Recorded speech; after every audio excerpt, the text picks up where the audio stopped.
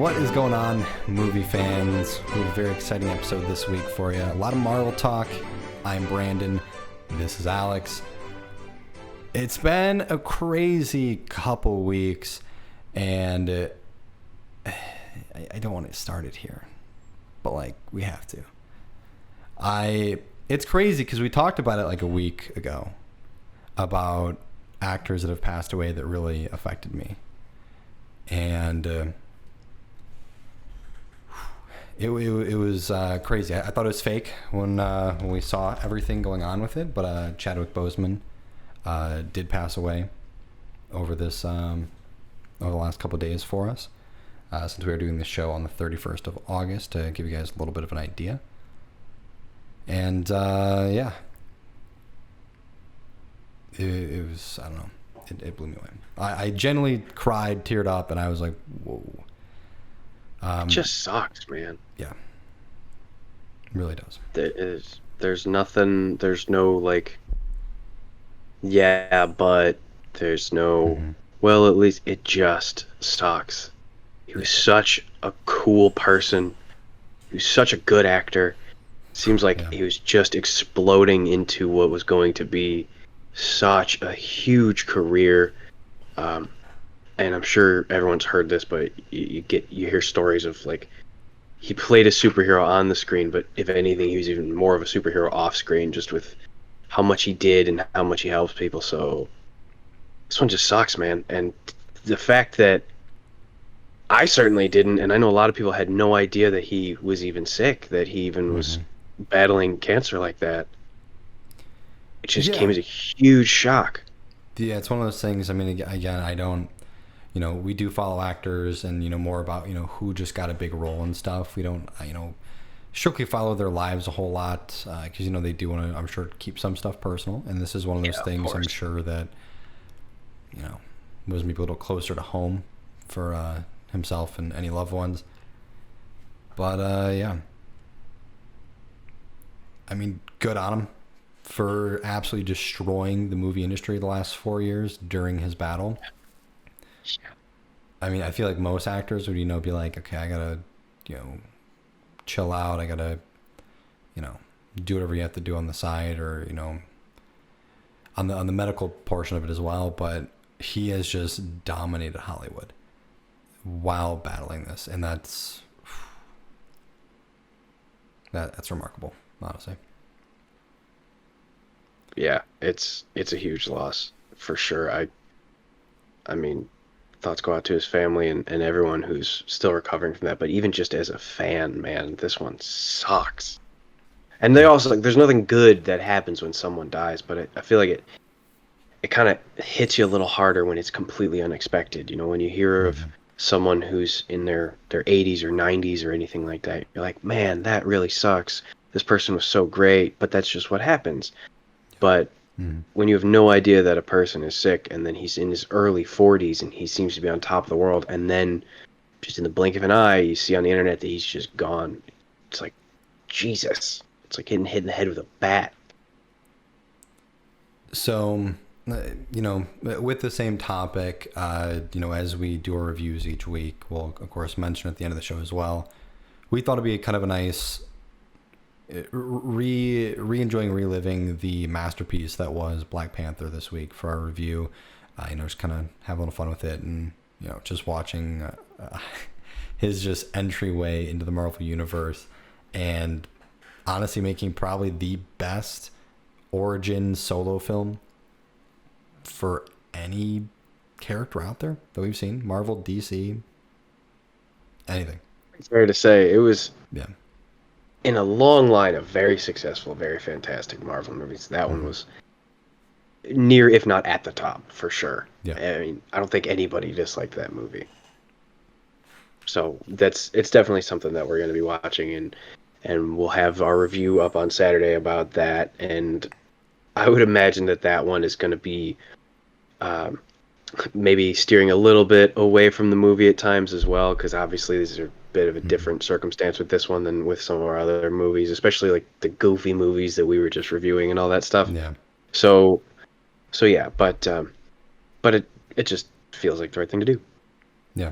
So it's one of those movies I did genuinely love watching, and I'm excited for us to kind of connect on that one as well. So from there, though, I know there's a lot of talks what's going to happen with the character of Black Panther.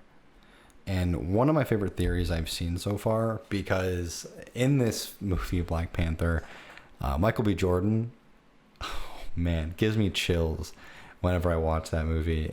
And both of them, I've never seen a villain be able to battle for, like, the screen as much as any other villain in anything I've seen. So, one of the big things I've kind of seen so far is, they're going to pull their, Marvel magic and be like, yeah, like he died, but Wakanda technology saves him. And then he, finds out that, T'Challa has passed away for some reason, maybe in combat or war or whatever it is. And we'll see maybe Michael B. Jordan, Killmonger, actually take over the mantle of Black Panther. Because, like, he did kind of redeem himself a little bit at the end of the movie. I feel a lot of you probably have seen at this point where, he's like, I'm sorry. And he's like, he's kind of just talking with him like a real person. And maybe when he comes back, if they do this, that could be a great way to still live on with the character, because we need more of what Black Panther is. There's a lot of different things they can still do with the character, a lot of things we don't know about the character, and probably one of the most important characters we have in the Marvel Universe right now. I don't think we can just let that, stop. No, you can't just do a hard reboot on all of that and just pretend like it didn't happen. And yeah, with Killmonger in that movie, it was something that actually Chadwick Boseman said in an interview once. He's like, I feel like this movie doesn't even have a villain. It has two heroes, because they're each the hero in their story. Yeah. And so you already have a very complex individual with a very interesting backstory, and you have a well-written character, not just some typical baddie who's like, oh, I just want to see people die. Money, he's like, like he was his story's hero, so that would make sense to kind of roll with that. Plus, like you said, Michael B. Jordan just knocked it out of the park. Yeah, he was just good, man. Yeah, so that would be interesting for sure. And that is one of the most exciting villains I think always to watch, is the villain that they're doing it because they think it's still the right thing. And I mean, for his like story arc, he just wanted to be accepted as part of the family, and they were like, no, go away. And he's like, I'm gonna fight to be part of this family. I'll do whatever I have to. So, Yeah, and then you had the stuff with his dad and with everything there. We don't need to rehash this movie. We're gonna be watching it again on Saturday anyway. But yeah, it's definitely a route that they can go that I think wouldn't be just sort of a cop out. It would make everyone happy. It seems like the natural way of either having, they're like 3 or 4 people who you could reasonably assume it would be, and he makes sense as one of those people. Yeah, and then just the last little mention of this, the other one they're talking about doing is, I'm pretty sure the way to pronounce it is Siri, or I think that's his sister's name. His sister, yeah, she makes sense as one of them too. That was the other one they're kind of talking about, which I think that'd be really cool as well. They probably would have to wait maybe a couple more years, because I think she was only like 15 maybe in that movie, so it shouldn't be too bad. And that movie was a couple years ago, but yeah. So that's a little somber way to start the show today, but a very exciting way to start the show, getting to talk about Chadwick Boseman, because again, he is incredible actor, human being, and just all around. It's going to be terrible that he's gone. So yeah, 100%. So we'll go ahead and move on from there for us. There's been a lot of talks in the Marvel Universe that we might see in Sam Raimi's Doctor Strange film coming out. I want to say it's next fall now at this point, since the pushbacks, that we're going to possibly see Tobey Maguire return as Spider-Man. I'll let you start with this, because I know you love, from my knowledge and what I can remember, you love Tobey Maguire Spider-Man. Well, I really liked the movies. I think he was... I think part of the movie was kind of garbage. Part of the series was because I don't know how to say this without just being a dick, so I'm just gonna say it. But like, so many movies have 30 and 40-year-old people pretending to be 16-year-olds. Yeah. Where you're just like, are you kidding me? I was watching that movie, like, some of these high schoolers look older than my parents. Yeah. And I know this is acting, but he couldn't even try. But that being said, the movies were great. Yeah.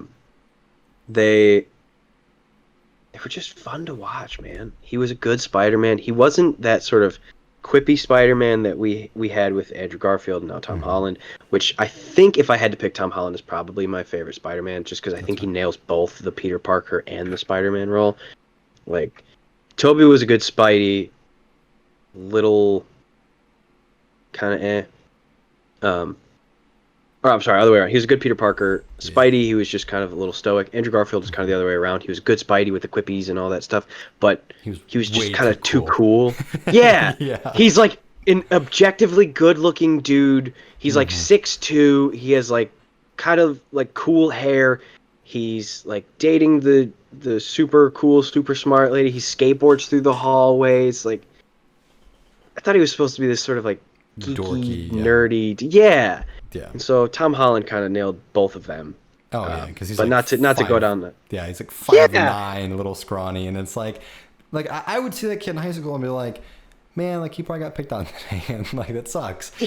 And he looks like he's in high school. Yeah, the whole movie is filled with like people in their teens and in 20s. So you know, obviously you're not gonna have a whole movie of all that, but can we have someone under 30, please? Yeah. And so that's what it felt like.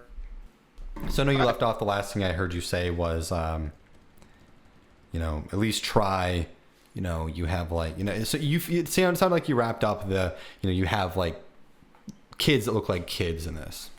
Yeah. So at least try to make it seem like you have actual high schoolers in a movie about high schoolers instead of having people who are very clearly in their 30s and not even in their early 30s.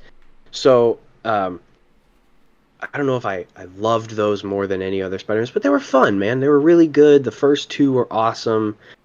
Some of the third one was redeemable. So it was a good series that brought together like a Spider-Man fandom and introduced a lot of people to it. I was one of those people. I wasn't, you know, I was a comic book novice / non-existent superhero fan before that. So being introduced to Spider-Man like that was a great way to really like Spider-Man. Yeah. And so having him back would be kind of cool. A little throwback to the OG Spidey, OG movie Spidey. Yeah, I 100% agree with you there. And something I do want to mention, because do you know or remember who actually originally was going to be playing Spider-Man in the Sam Raimi movie? No, I don't. Leonardo DiCaprio. Get out. Yeah.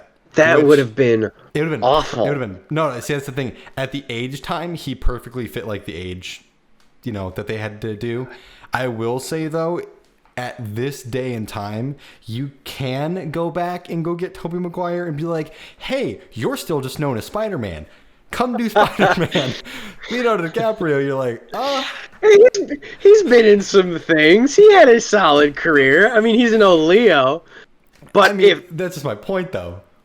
Plus, if our issue is with Spider-Man being too emotional, you really want to have Leo in there?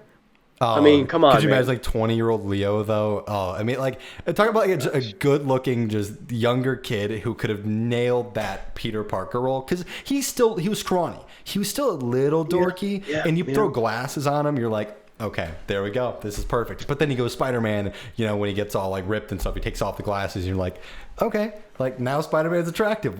What's going on? But all right, like, it'd been so cool. But the issue is now for Secret Wars, we'll kind of jump into now, is Secret Wars, or you know, the multiverse that they're going to start touching on to, is you would love to be able to go get these other people who previously played Spider-Man, and Leo ain't doing that. Not a chance.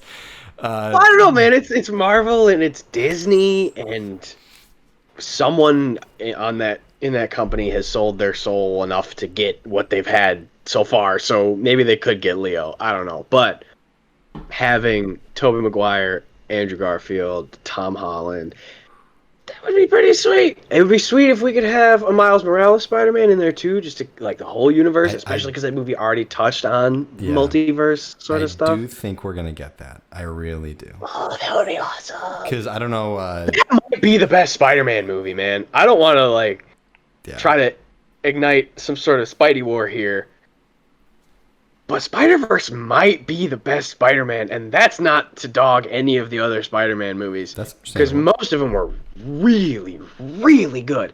And each like iteration, whether you're a Tobey Maguire fan, an Andrew Garfield fan, a Tom Holland fan, or an everything fan, each one had at least one movie that was like really good. Oh yeah.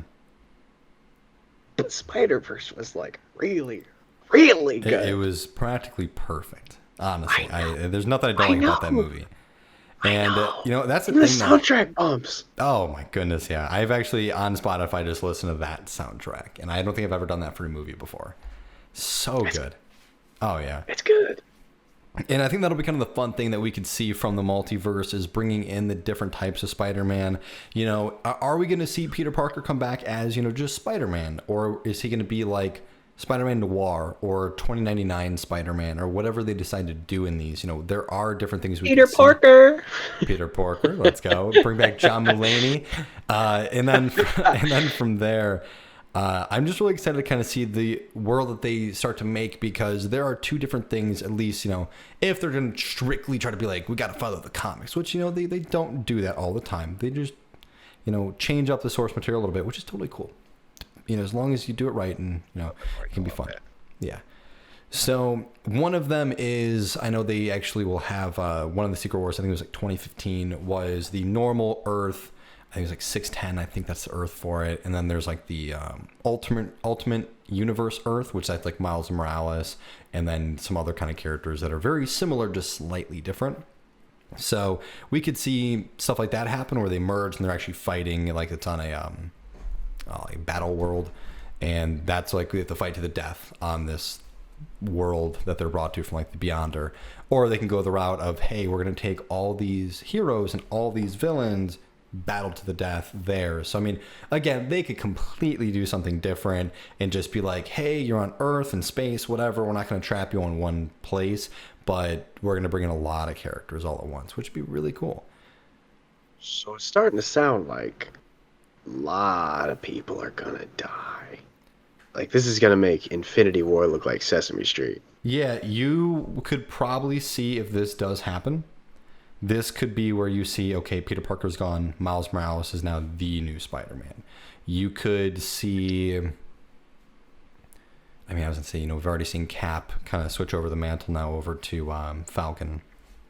So stuff like that is, you know, it's already happened. Maybe we'll see, you know, depending how long down the line this is, usually these phases take about, you know, 5 to 7 years to like fully complete. This, I mean, technically the last one, if you want to count Thanos to the start, that's probably more like 10, 12 years. So they could even have like the X-Men come in and then wipe out the X-Men or the Fantastic Four and stuff like that. Yeah, so there's a lot they're going to do here, and that was kind of the most exciting thing from, of course, the original Fox merger is we're going to get to see all these characters in the universe. So to kind of, you know, move on over to a little bit more Secret Wars, more Fox stuff, is there is now talks that Silver Surfer we'll be seeing him maybe soon, and he'll be appearing as sounds like a villain to start, which he's kind of he's a weird character. He's not an anti-hero, you know, like Deadpool. It's like, you know, just pay him and he'll kill whoever, good or bad, doesn't matter. He's not like Venom where, you know, he's good or he's bad because, you know, he controls the symbiote. Silver Surfer's kind of just there, and he's got his like own agenda. But he's it seems like he's kind of above the rule book. He's above whatever your universe is of good and bad guys. He just is, and then just whatever side you fall on, is he the good guy, is he the bad guy? He's just him. He has his own rules that he abides by because he's like kind of above everything down here. Yeah. So it's just like that's his thing, man. If it goes against you, he's your bad guy. If it goes with you, he's your good guy. Yeah, and that's kind of the interesting part because for what we were like watching a little bit before the show, there was a point where Silver Surfer actually got to recreate the universe after everyone dies. So, you know, we could see something crazy like that, you know, go into place and kind of go a little meta with it for there. So there's a lot of stuff that's going to happen, and with seeing more cosmic characters like Captain Marvel, and then seeing talks of Nova and the Guardians and stuff like that, more space type things. There's going to be some stuff that's going to start coming up, especially with Magic too, that we're like, okay, I need to watch this like 5 more times and maybe I might kind of understand it. Some things are just going to kind of go over our heads the first few watches, and that'll be kind of fun though, because a big complaint people have about Marvel movies at times is they don't challenge your thinking. They're very they're all just popcorn movies, which, for the most part, yeah. Black Panther might be one of the ones that's a little bit more than just a popcorn movie. And I'm sure there's a few more out there, but a lot of them are just, fun, enjoyable movies. And I think this next phase could really take that next step to really challenge the audience. So it's going to be very interesting to kind of see where they go with it.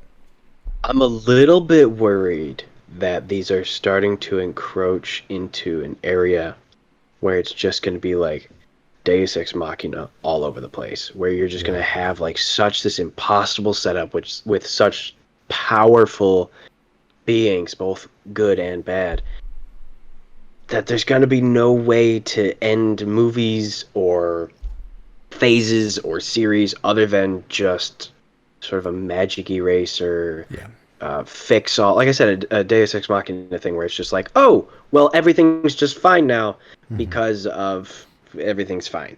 And everything that we did for the last 6 years across 9 movies doesn't mean anything now because we just rewrote the timeline. Sort of vaguely like a Days of Future Past thing, where it's like, oh, you know how we screwed up the timeline really, really badly and we killed off some people that we either did too soon or in the wrong way? We're just going to erase all that now because we can, because time and magic and I applaud them because they really didn't do that in Endgame. They walked that line pretty well of like bringing up time travel and bringing up changing the past and bringing back people who have died, especially when you lost half the cast there. And they did that without it seeming sort of like that, well, everything is fixed. I mean, it literally was a snap, but it didn't feel like that. So I hope that they stick to that and they don't just have a huge, brutal, thought-provoking, sometimes disappointing in not a cinematic experience way, but disappointing in the good guy doesn't win sort of way. And then they just erase all of that with a snap of the fingers. Like, yeah, but it's okay because we got Silver Surfer and he just reset the universe. So the last 6 years don't matter. It's like, why did you waste our time then? That's definitely my concern, bringing him in, because there's a lot you could do, especially like having a character like Doctor Doom. I mean, arguably one of like the strongest characters. And when you play with characters like that, and again, another one like Scarlet Witch right now, there is so much you could do wrong with these characters because they are so powerful that you don't want to kind of just break that. And then it just kind of makes the whole universe kind of messy. But yeah, I mean... Same thing with Captain Marvel, too. They got close, but they didn't cross that line. I will, again, give them credit. Even a throwaway line, which didn't end up being a throwaway line, but just a line where she was like, this happened everywhere else. There's a lot of the places this happened, and they didn't have you. So that's enough to, like, us to understand it. Whether you think that's enough of a reason or not, that's the reason they went with, and it's technically possible. You know, it's like, okay, I see why this wouldn't happen, and it's not some just generic, bland excuse for just lazy writing. So I hope that they can toe that line with Phase 4, because kind of a lot of stuff going on. Phase 5. Holy crap. I know. It's been a long time. Jesus. It's been a long time. And honestly, the whole Secret Wars thing might be more like Phase 7 or 8, because Phase 5, I think, is... I want to say Doctor Strange ends it. For really? Phase 5s. Yeah, I think so. Because in that time frame, I'm pretty sure you'll have... another Spider-Man? You'll have Black Widow, Doctor Strange 2, Thor: Love and Thunder. Actually, Thor: Love and Thunder might be the last one. We're going to have new Cap, new Iron Man, new Spidey, new Thor. Everything from the OGs are just basically gone. Black Widow's gone. Yeah. Jimmy Redder kind of turned into a psychopath, but in a super cool way. Oh, yeah. He's back. I don't know, man. Yeah. It's just kind of wait and see right now, I guess. Yeah, and especially with everything with COVID, of course, pushing everything back, we got to wait even longer, which definitely sucks. We talked about a lot of different characters coming in, potential things happening, and we'll jump into the most our thoughts rather than kind of facts, because a lot of the other stuff is like, yeah, this has been announced, these are happening, this is what the talks that are going on. And the last one for us is Ghost Rider news, and that's him coming into the Blade movie for the Midnight Suns. It's kind of like I don't just want to call it like a biker gang, but like, I don't know, that's what I always kind of want to jump to, because like I always like the Blade on a Blade, Ghost Rider, and some of the other characters, that we might actually get to see Ghost Rider, his first appearance to show up in the MCU in the new Blade movie that comes out, I believe, I want to say 2022 still, if I'm not mistaken. And the cool thing, the two characters are the two people I've seen attached to the roles. I love them both, and I would love for both of them to play them. First one, I think would actually work a little bit better maybe, would be Norman Reedus from The Walking Dead. Okay. We've already seen him be a badass biker. He's got the physical look, I think, a little bit more of like I don't want to say like a little stocky, maybe. Don't get me wrong. Our second one, I'm sure he can put on weight. The other one is Keanu Reeves. There's been some talks and connections with him being Ghost Rider. Yeah. Because I saw something, and I don't know if this is true, so I wanted to run by it. But basically, like, Keanu Reeves has essentially been offered a role in, like, any Marvel movie, and he's pretty much sort of waiting for the best one for him. Not the best, like, I'm waiting for the best, but he's waiting for the one that feels the most right for him, and he could portray the best. Yeah. That would be wild. No. We will see him in these movies. What a character arc for the Ghost Rider, going from Nick Cage to Keanu Reeves. A little bit of a downgrade. A little bit to get his... I'm a big Nick Cage fan. Love him. I mean, he is insane, that man. And Keanu Reeves isn't exactly normal. Yeah. So to have, like, Nick Cage, Keanu Reeves, my God, that would be crazy. Norman Reedus, too, that would be really good. Yeah. I hadn't heard that, so... This is all news for me too, man. I was holding that back a little bit for you. I mean, I'm sure there was more that we'll see, more talks of other people playing Ghost Rider, and that's something with Keanu Reeves. There's a couple roles that would just be perfect for him. One of the characters is this little guy right here, Moon Knight. He was talking about possibly coming in for the TV show. Ghost Rider was another, and there's talks also of being Wolverine right now. So there's like a lot of stuff. Yeah, Keanu Reeves. Really? It's pretty much, hey, Keanu, you pick a character, you can have him. Yeah. Isn't he just as old as Hugh Jackman? Yeah, like, he doesn't look like it, but isn't he like in his 50s? I'm gonna check.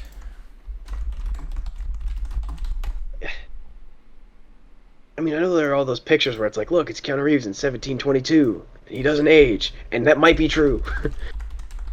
But Keanu Reeves is actually 4 years older. He's older than Hugh Jackman, Jackman's 51.